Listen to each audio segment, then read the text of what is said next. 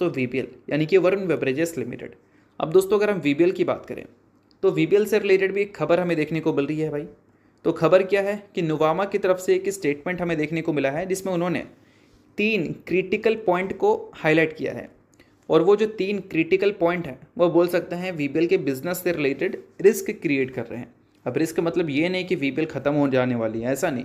मतलब बोल सकते हैं कि कोई भी रिस्क अगर आता है तो वहाँ पर कंपनी का एक बैड फेस हमें विटनेस करने को मिल सकता है कंपनी के बिजनेस में। सो देखो दोस्तों, आप सभी को पता होना चाहिए कैलेंडर ईयर के हिसाब से अगर देखा जाए तो फर्स्ट हाफ का जो कंपनी का नंबर है वो हम ऑलरेडी हमें देखने को मिल चुका है।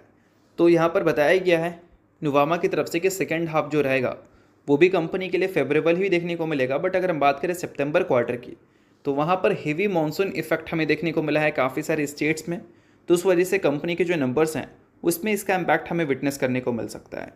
इस चीज़ को ध्यान में रखना। और साथ में दोस्तों कैलेंडर ईयर 2026 को लेकर जो कंपनी की ईपीएस की एस्टिमेट थी नुवामा की तरफ से उसको 6% से कम किया गया है और 2027 को लेकर जो एस्टिमेट थी उसको एज इट इज़ मेंटेन किया गया है। और दोस्तों यहाँ पर दूसरा पॉइंट हाईलाइट किया गया है वीबीएल के एक्सपेंशन से रिलेटेड। अगर हम बात करें उनके इबिट्टा मार्जिन में, इस बार देखोगे तो 82 बेसिस पॉइंट से उनका जो इबिट्टा मार्जिन है वो ईयर ऑन ईयर बेसिस पे एक्सपेंड किया था और क्यू ऑन क्यू बेसिस पे लगभग 5% से या 5.5% भी आप इसको बोल सकते हैं।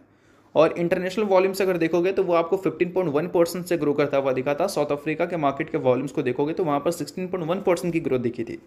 बट बोल सकते हैं पार्शली ऑफसेटिंग की वजह से कंपनी का जो ओवरऑल मतलब टोटल जो रेवेन्यू था उसमें हमें डिक्लाइन देखने को मिला था। सॉरी, रेवेन्यू नहीं, वॉल्यूम्स, उसमें हमें डिक्लाइन देखने को मिला था।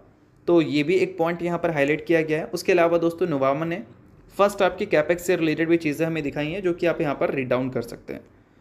फर्स्ट हाफ में कंपनी ने 2500 करोड़ का कैपेक्स किया जिसमें 1450 करोड़ का जो नंबर था वो ग्रीनफील्ड प्लांट में था। यानी कि बोल सकते हैं बेस लेवल से जो कंपनी प्लांट सेटअप करती है उसको, उसमें कंपनी यूपी रीजन, बिहार और एचपी और मेघालय को चूज़ की थी। और 120 करोड़ कंपनी ने ब्राउनफील्ड एक्सपेंशन वगैरह किया है। और बाकी का जो नंबर है वो बोल सकते हैं इंटरनेशनल मार्केट में कंपनी ने डाला है।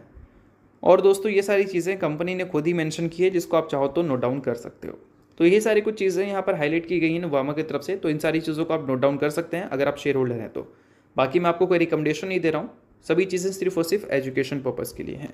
तो चलिए दोस्तों, ये वीडियो यहीं तक था। आप करता हूँ वीडियो आपको अच्छा लगा, वीडियो लाइक कीजिए, पहली बार सब्सक्राइब कीजिए। वीडियो के लिए बहुत बहुत शुक्रिया।